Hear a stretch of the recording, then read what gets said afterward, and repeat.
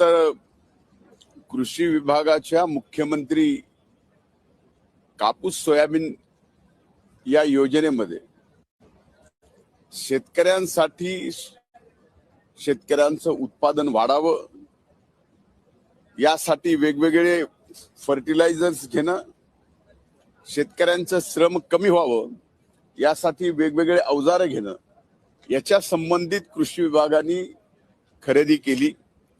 ती खरेदी अतिशय नियमाला धरून केलेली खरेदी, पण सरकारने ही खरेदी करत असताना सगळे नियम पाळले तरी सुद्धा मागच्या वर्षी आपण पाहिलं असेल, म्हणजे आपणच जास्त पाहिलंय त्यामुळं आपल्याला काही वेगळं सांगायची गरज नाही की त्या विषयावरती एवढं रान पेटवलं, हायकोर्टामध्ये गेले। हा स्कॅम किती मोठा आहे हे हायकोर्टामध्ये खोटे पुरावे देऊन त्यांनी दाखल केलं, पण हायकोर्टाने सुद्धा माननीय हायकोर्टाने याबाबत स्पष्ट सांगितलं की खोटे पुरावे देऊन हे प्रकरण तुम्ही स्कॅम म्हणून कोर्टात आणताय, त्यासाठी तो निर्णयही आमच्या बाजूने दिला आणि हायकोर्टाने त्यांना 1 लाख रुपयाचा दंडही त्या ठिकाणी केला। त्याच्यावरती ते थांबले नाहीत। आता त्यांना खरं तर हे षडयंत्राचा काळ आहे। आता या षडयंत्रामध्ये आम्ही होतो, आमच्या विरोधात आता जे षडयंत्र करणार आहेत ते एका बाजूला होते। आता या षडयंत्राच्या काळात त्यांनी तिथं थांबले नाहीत तर लोक आयुक्ताकडे हे प्रकरण आणलं आणि माननीय लोक आयुक्तांनी परवा दिवशी निकाल दिला की या प्रकरणात कसलाही घोटाळा नाही, हे अतिशय नियमाला धरून झालेली खरेदी आहे। म्हणून ज्यांनी अशा पद्धतीनं षडयंत्र करून माझ्यासारख्याचं अतिशय खडतर आणि संघर्षातून इथपर्यंत आलेलं एक कार्यकर्ता म्हणून अस्तित्व संपवायचा जे काही प्रयत्न चालू होता तो या ठिकाणी माननीय उच्च न्यायालयाने आणि माननीय लोक आयुक्तांनी या ठिकाणी दिलेल्या निकालामुळं खरंचे खरं खोटंचे खोटं आज महाराष्ट्राच्या जनतेच्या समोर आलंय, आपल्या सुद्धा समोर आलंय। मी माननीय उच्च न्यायालयाचे, माननीय लोक आयुक्तांचे या ठिकाणी मनापासून आभार व्यक्त करतो आणि शेवटी सत्य हे जिंकत असतं हे पुन्हा एकदा न्याय व्यवस्थेने न्याय देऊन या ठिकाणी दाखवून दिला। आता त्यांनी जे आरोप केलेले आहेत आजपर्यंत त्यांच्या पूर्ण जीवनामध्ये मग माननीय खडसे साहेबांवर केले असतील, माननीय अजितदादांवर केली असतील, माननीय तटकरे साहेबांवर केली असतील, माझ्यावर केली असतील किंवा आणखीन अनेक जणांवर, आपणच सांगा की त्यांनी केलेला एक तरी आरोप या राज्याच्या किंवा सर्वोच्च न्यायालयामध्ये एक तरी आरोप त्यांचा खरा ठरलाय का? आता तर आरोप करायचे, जे आरोप केले त्याचे खोटे पुरावे द्यायचे। आता हे जर कोर्टात लक्षात येत असेल तर समजून घ्या की माझ्या बाबतीमध्ये किती मोठं षडयंत्र होतं। आजही या ठिकाणी षडयंत्र चालूच आहे।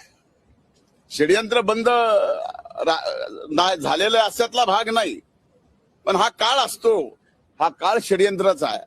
त्यामुळे या षडयंत्राच्या काळात आम्ही अतिशय संयमाने न्याय व्यवस्था जी न्याय देईल ते मान्य करायचा आणि न्याय व्यवस्थेने या ठिकाणी आम्हाला न्याय दिलाय त्याचा नक्कीच समाधान आहे आणि न्याय व्यवस्थेचे आभार मानतो।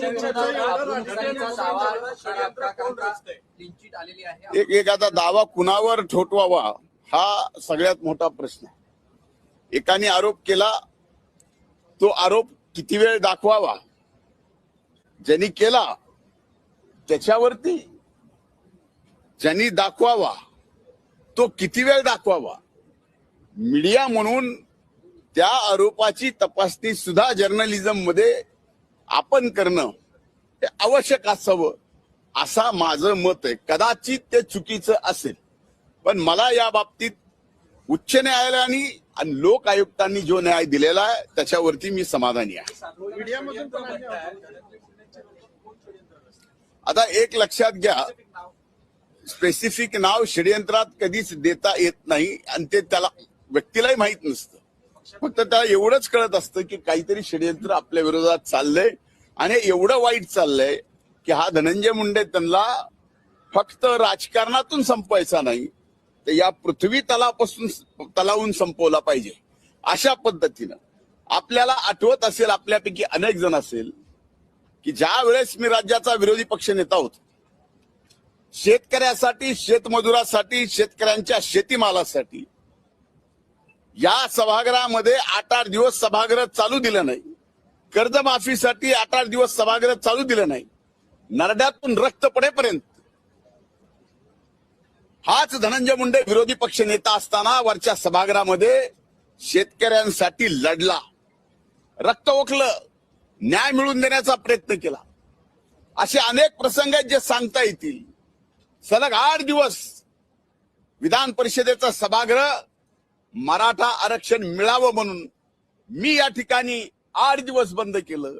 त्या 8 दिवसात एवढी भाषणं केली की त्यावेळेस सुद्धा आमच्या आताडी सुजली, नरड्यातून रक्त पडलं, पण माघार हटलो नाहीत. अशा पद्धतीची लढाई धनगर समाजाच्या आरक्षणाची सुद्धा या ठिकाणी मी केलेली आहे. त्यामुळं एक कार्यकर्ता ज्यावेळेस सामान्य माणसाचे प्रश्न घेऊन त्याला जी जबाबदारी मिळते त्या जबाबदारीतून सोडवण्याचा प्रयत्न करतो.